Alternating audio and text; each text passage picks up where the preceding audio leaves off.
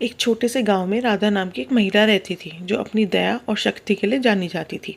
राधा एक अकेली माँ थी और उसका एक बेटा था जिसका नाम रवि था। राधा दिन रात मेहनत करती थी, खेतों में काम करती और छोटे मोटे काम करती ताकि रवि स्कूल जा सके और उसका भविष्य उज्जवल हो सके। मुश्किलों के बावजूद राधा कभी शिकायत नहीं करती थी। वह सूरज उगने से पहले उठती, रवि के लिए खाना बनाती और फिर काम पर निकल जाती। शाम को वह रवि के साथ बैठकर उसका होमवर्क कराती और उसे कड़ी मेहनत करने और बड़े सपने देखने के लिए प्रेरित करती। एक साल गांव में भीषण सूखा पड़ा, फसलें नष्ट हो गई और काम मिलना मुश्किल हो गया। राधा को खाने के लिए संघर्ष करना पड़ा और वह खुद भूखी रहकर भी रवि को खाना खिलाती।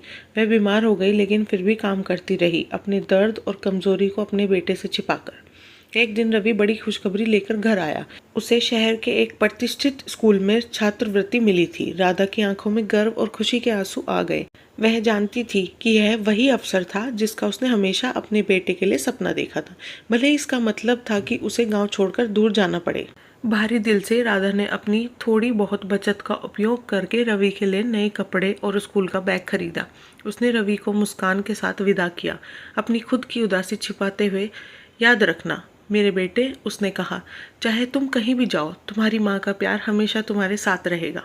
साल बीतते गए और रवि ने अपनी पढ़ाई में उत्कृष्टता प्राप्त की और अंततः एक सफल इंजीनियर बन गया। उसने अपनी माँ के बलिदानों और मूल्यों को कभी नहीं भुलाया।